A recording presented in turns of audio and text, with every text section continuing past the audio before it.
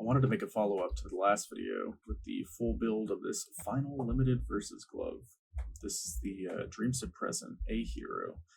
I didn't really make a B hero variant, but I still will make them. People ask. I just didn't feel like making a complete set of it. But for this one, I did the set of 5, and this is number 5 of 5 for my friend Austin. Now I'm just going to be showing you how to cut out the copper pieces. I assume it's pretty self-explanatory, but having a visual guide can be helpful for some people. And again, I'd like to state that this isn't necessarily a how-to, just more of like a what I do. So don't learn from my bad practices from some things I do here. This is 0.05 copper sheet. I believe it's the 99% stuff, nothing very fancy about it. And I'm using a set of right-handed aviation shears. You can find them in pretty much every hardware store I have.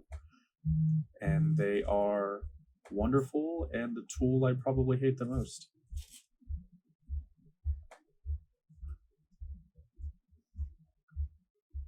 You can see I'm struggling trying to show it on camera since I can't really get leverage. This is some thick copper.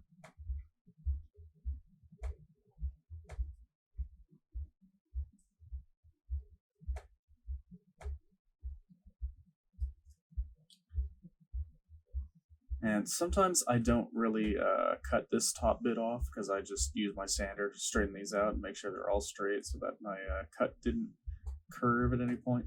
But here I cut it just for the sake of showing it, really.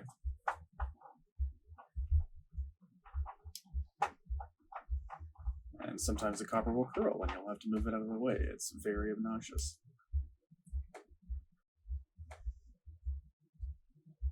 As you can see, it is a very rough cut. Now I'm going to be using this tool. This is from Redline. I believe it's the HR18. I can't remember the last number, but I'll put it in the description for anybody who's interested. It comes with 2 punch sizes, and they are both the wrong size. But you can get replacements and stuff that's close enough to what you need. It is a very expensive tool, but it makes this really easy.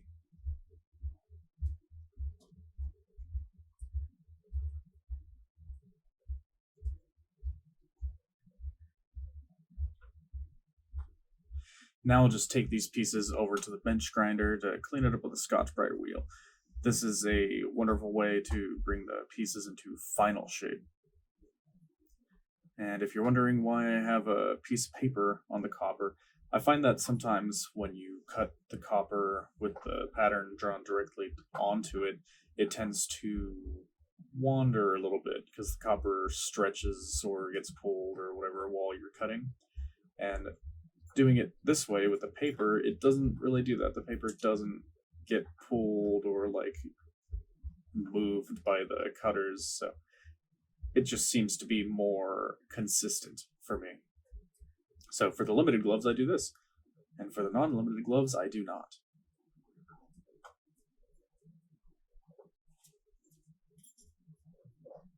These Scotch-Brite wheels are also expensive, but they last a very long time. I've been using this particular wheel for 2 years now, I believe. As long as you're not aggressive with it, you'll get a lot of use out of it.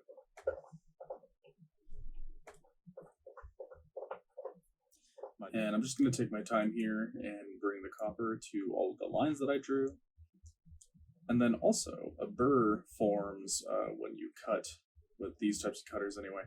And I like to get that as flat as possible so it doesn't interfere with any of the moving parts of the glove, and just so it's easier to handle generally. I don't want it to cut my customers.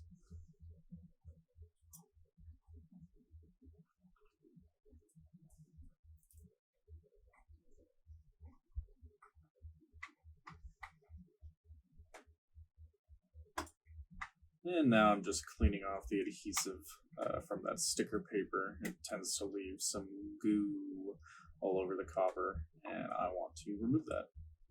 And then I'm also cleaning up the Scotch-Brite pad to give me a flatter you won't see as many scratches with this if there's any scratches in the copper, from manufacturing. I'm going to do this to every piece. I believe I did it to all the pieces in the background already, except for that one fingertip.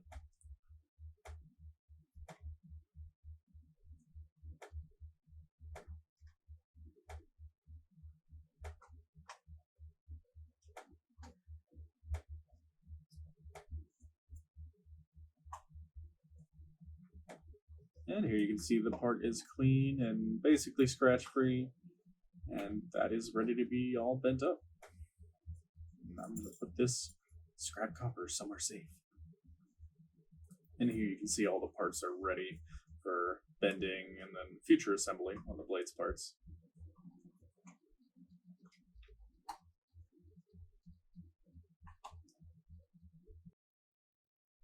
And here I'm going to show you how to bend the pieces. This copper is incredibly tough when it is not softened, and I'm going to have to soften it later with heat anyway for the weathering, so I'm just going to blast these until they are soft enough to work easily.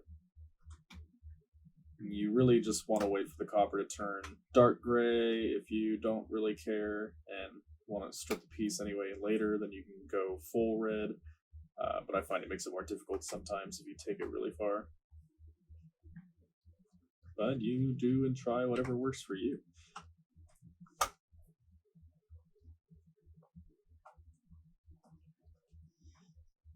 As you can see, it is cherry red, and then I'm going to quench that in water, and that will soften it quite a bit.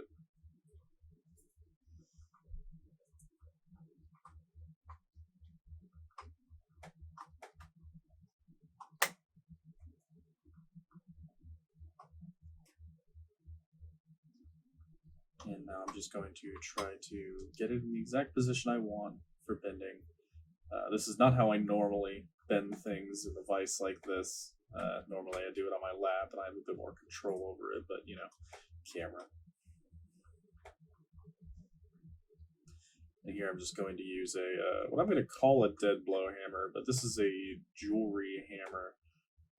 It does kind of the same thing as a dead blow hammer because it has all the weight of the metal handle behind it, but it has these really hard rubber pads, inserts, that you can use to hit metal but not leave dents on it. And these are just wonderful for this type of work.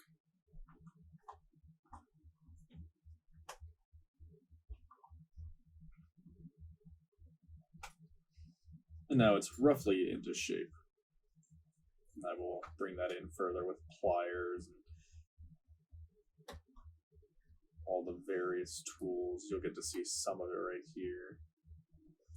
But I'm not going to show all my bending or all of my weathering, just general ideas of what I do.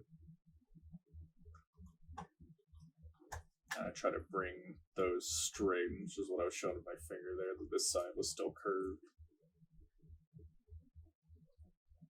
You just brute force it, beat the shit out of that metal,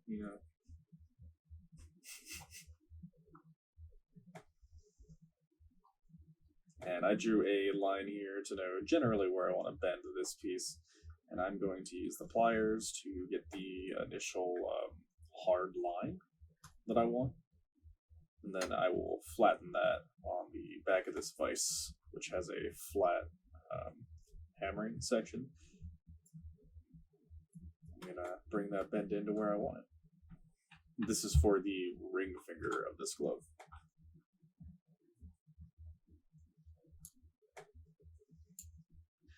And there you go, you can see I got the bend roughed in. And the sides are in line to where I want them to be. And I'll do some more fiddling off screen as my dog shoots a bone into oblivion. Here on the tips, these tips are bent without a V-cut, so you're just forming the copper into a rounded shape. And because of that, I'm going to soften the hell out of that tip. I want it to be easily malleable, so it'll form a little better and save my hands some wear and tear. is all quenched, and I'm gonna rough bend it around this pipe. This is a 1-inch diameter steel bar, not a pipe. I wanted it to not be hollow. It gives me a little more leverage. I have broken pipes before. Just like the stall, we're going to bring that into shape with the rubber mallet, but we're going to follow it up with a little more work.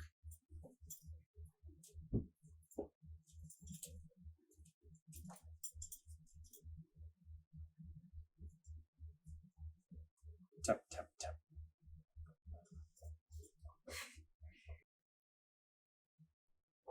And just bringing those sides into shape like I did with the stalls. These are just a pair of pliers that I flatten the teeth on. And this is an L joint that I have rounded over, polished so there's no rough marks. I'm just going to start beating the hell out of this copper onto it. I want to get that tip into a rather steep curve because a lot of the bending I'm going to do afterwards is going to flatten it out a little bit. So I want to overcompensate here. Oh yeah, that's a good hand. You get to see a lot of that right there.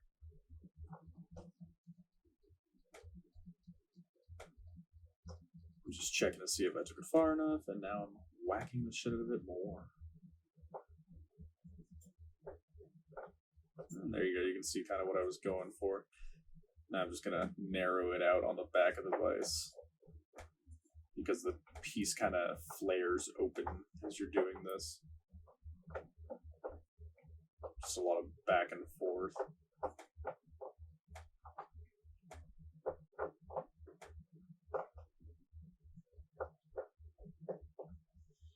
And for the A hero, the tips kind of come into a sharp point at the top of them. So I'm just bringing that in with some pliers. This just takes a little bit of time and patience. There's a lot of like flares on these versus tips, so I'm trying to replicate those, especially because this is for a limited glove. I want to make sure to get as much as I can, as much detail. And the tips are particularly annoying because of how they have to be bent. I'm trying to bring the other side, I'm trying to curve that inward a little bit, make it concave. So I'm hitting the opposite side and putting the copper onto the pipe to try to drive that inward a little bit. And here you can see the stall and tip roughly finished. I think I had a little bit more to do after this, but this is roughly where I want them, and probably where I would stop for a standard versus glove. Now the versus blades are attached into the tips, so there's a slot that needs to be cut so that the blade can fit into them. What I do is I use a center punch, and I'll just do a row of these punches to guide my drill. It'll make that a little bit easier, clear out as much material as I can with one tool. I'm just trying to keep them straight along center of where I want the blade to sit.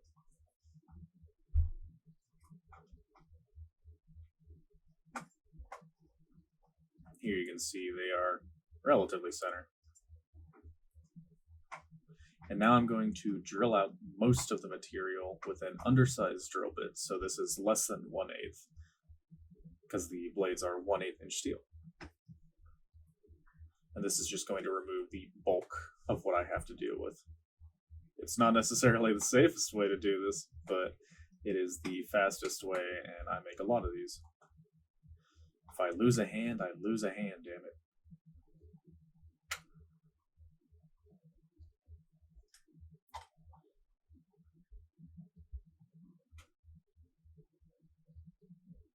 And there's the row of holes I just drilled. They are thankfully relatively straight. Now I'm just going to remove the connecting material with my Dremel that is on an extension bit.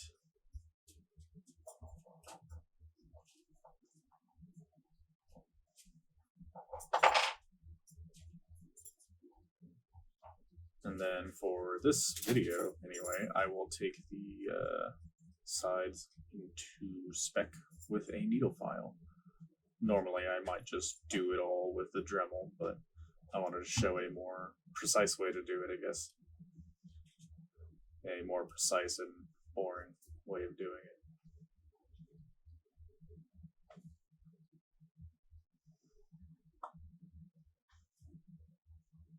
And I'll just keep doing this and testing the blade to see for the fit. It doesn't have to be the snuggest fit in the world. Solder will fill up some of the gap, if there is any. But I do want it to be relatively close. Ignore the copper flexing. It does not matter.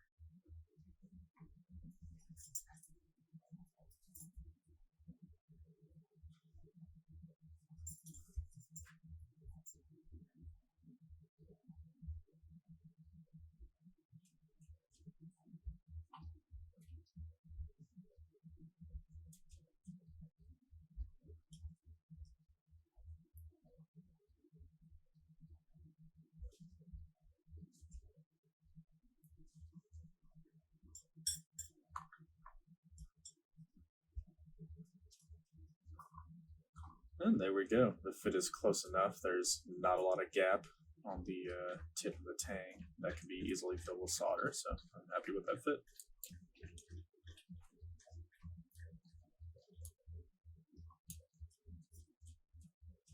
Now I'm going to be using a soldering torch. You want this type of torch with like the needle head. And I just use a white paste flux. This is Worthington. It's a water-soluble flux, which is nice. And I have pre-ground where I want the blade to be and where the solder pattern should be. And I put flux there, and I'm just going to tin it with the solder. What that means is I'm just going to leave a thin layer of solder, which will make it easier for me to put the blade in place. And it'll get the spill patterns all prepared and ready. This is also a good way to keep your weathering from getting messed up, because you can just lay the solder down where you want with this little flux and then add the blade. And again, this is just the way I do it, not necessarily the way you should be doing it. And make sure to wear a mask and do this in a well-ventilated area.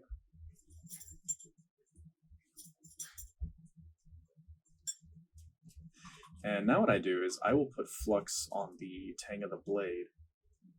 I'm going to heat it a little bit so that the flux will flow, be more liquidous. And I'll just apply it where I want the solder to go. Make sure to get every part.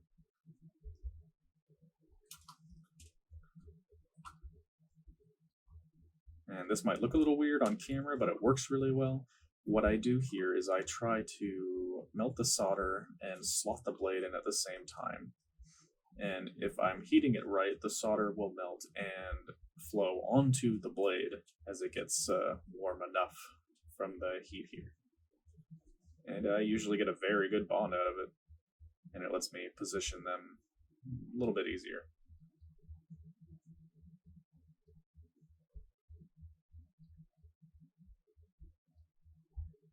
And all the solder is wet here and flowed onto the blade relatively well.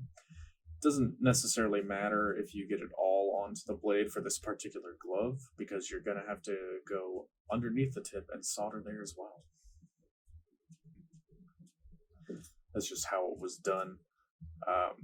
The Versus glove typically has the piece of steel that goes into the tip peened over with like a ball peen hammer or a set of punches, but this is hardened steel because that's just what I decided to do for these gloves, and I cannot do that. So we'll just be soldering around a little bit of steel that goes inside of the tip.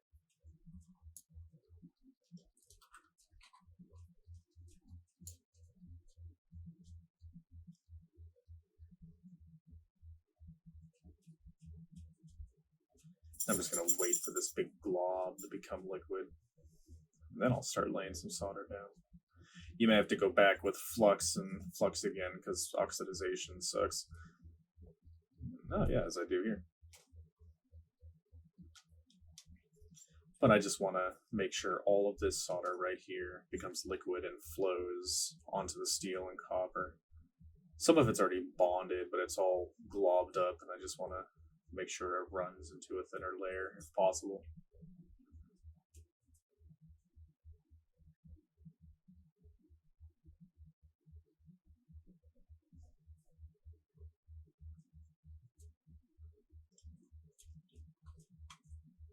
And there you can see it all flowing now. And it's spread out into a thinner layer and surrounded that bit of steel pretty nice.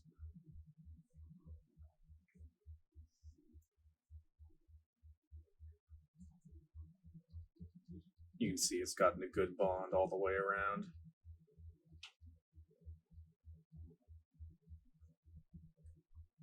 And now I am going to be bending the rings. Rings, rings, rings. Rings. Make a circle.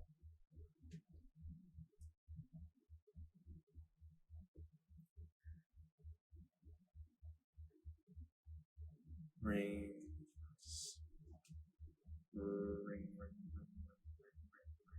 banana phone. Ding dong, ding dong, ding dong. Banana phone. It comes in bunches. I've got my hunches. Oh, and now I'm going to be showing you more exact process on how to bend these rings. It's very, very simple. Just roll them around the steel and hit with a hammer. And for these pieces, these are bent a little bit larger than the pipe, so those should fit in there just fine. Not a lot of finessing to do. And now I'm going to get those rings soldered in place. I'm just going to put some solder down on the piece itself, and then also on the ring, because there is some oxidation inside of the piece. I want some flux to be there to help clear off any of the light stuff to make sure we get a good bond.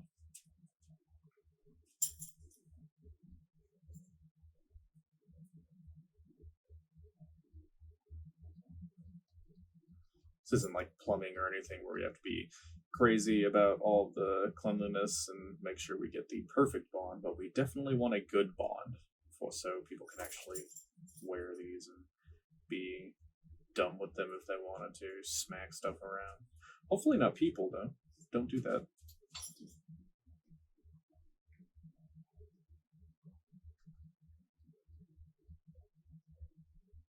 I'm just making sure it's in the proper position.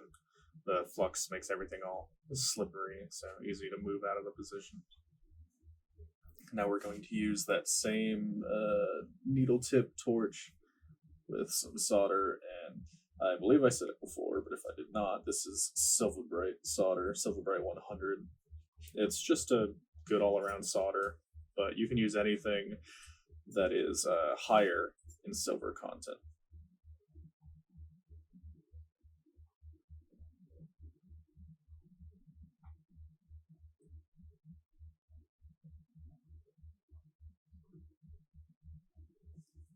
I believe anything around 3 to 5% is high silver content for this type of solder.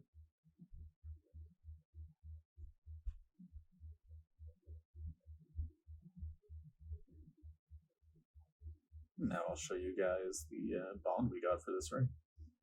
I tried to get as little solder in there as possible. I sort of solder the back of the piece and not on top of the ring, if that makes any sense. Hopefully you can see what I mean. Tip's a little bit easier because I can hold it by the blade and the vise instead of just letting it sit on top of it.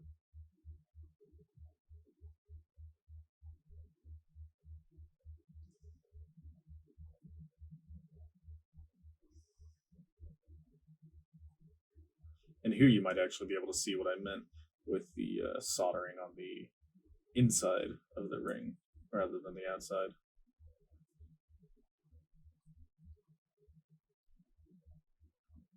Not on this side, though. You can't see anything. It's a secret.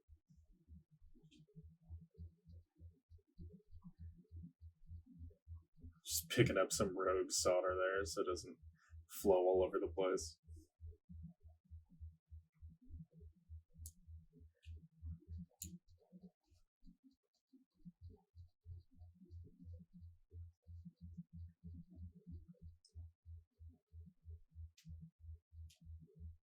And now, because the copper's already hot, this side is going to be a bit easier, and it flowed onto the ring. So never mind. You don't get to see what I was talking about.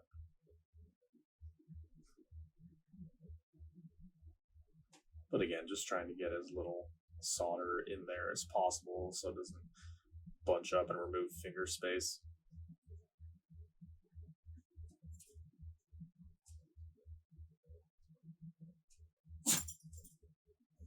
My dog sneezed. And here I'm going to show you how to attach rivets, or at least the way that I attach rivets, which I put a thin spacer in. I believe this is a 0.025 brass, or maybe 0.02 actually. It just helps keep you from clamping the copper so tight together that it doesn't move. You want to make sure to push the rivet all the way into the holes so that the little tiny peg on the cap is going through the hole as well. And I just press these together with a pair of pliers that I have flattened the teeth on one side. So I have one rough side and one smooth side. And I usually just use the smooth side, but some gloves need the rough.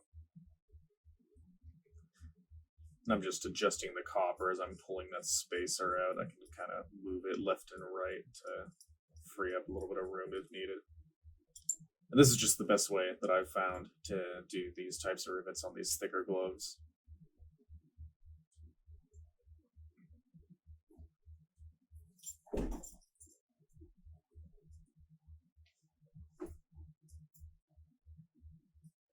And as you see, it moves very freely.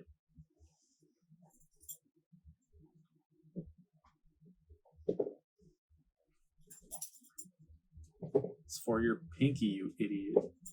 There you go.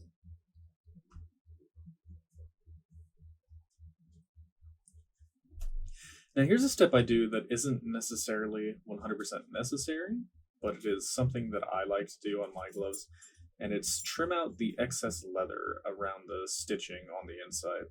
A lot of glove manufacturers tend to leave a lot of overhang, I assume, to accommodate for errors in the machine's productivity, but it tends to lead to gloves not fitting well, being uncomfortable, having a bunch of stuff bunched up around your fingers when you're wearing them.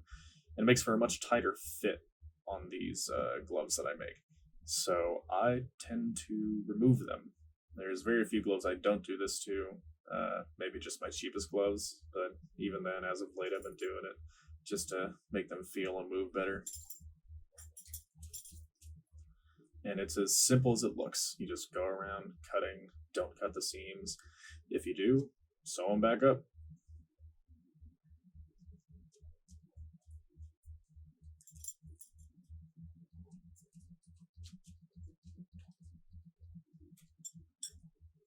Yeah, you get that last little bit. Nice. Oh, there's more. Nice. And lastly, I'll show you how to cut the big cut on this leather. There's not a lot of cuts on the Versus glove. There's a palm cut, and then there's fingertip cuts, and that's it. And I just wanted to show you what I do for the big cut, at least. The tips, you just cut the tips off. Not a whole lot to that. But sometimes you have to be very careful and attentive when cutting these palm cuts. There's a lot of like sharp turns where you have to close the scissors entirely. Other times you can just keep going in a continuous motion. So pay attention to the cuts on the leathers.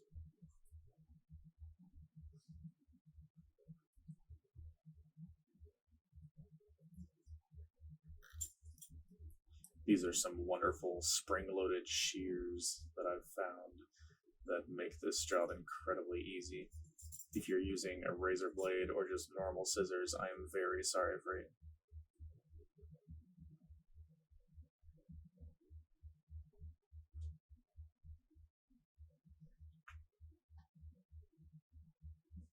I actually want some of this leather to curl over around the thumb, so I'm trying to leave enough so that that little bit of leather there will sort of roll over after the weathering.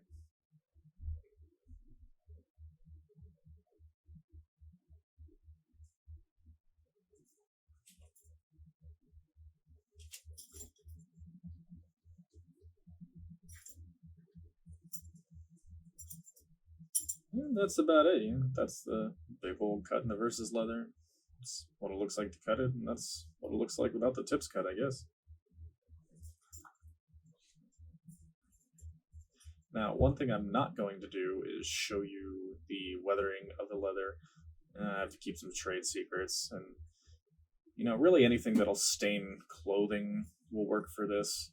I used to use shoe polish on kitchen sponges and used to dab it on there. It actually works very well once you get that figured out. But lately I have some different methods that I don't necessarily want to show. But here's the finished glove. This glove has some green oxidation that I have to mimic, and lots of dark, oily spots that I try to accommodate as well. This leather strap that's on the back plate is not attached to anything really, it's just glued to the back plate. As far as I'm aware, that's exactly how the screen use gloves were. A completely functionless strap. And they just have 3 washers glued onto the end as well. Now I'll show you guys the glove on my hand so you have a better frame of reference of what this glove's going to look like. Anyway, I hope you guys like this type of video. Hopefully it was informative for some of you, or at least entertaining. Make sure to like and subscribe. It helps me know that people actually like these videos, and it makes me want to make more of this type of stuff, which is something I've been wanting to do more lately. So let me know what you guys think about this down in the comments, and thanks for watching.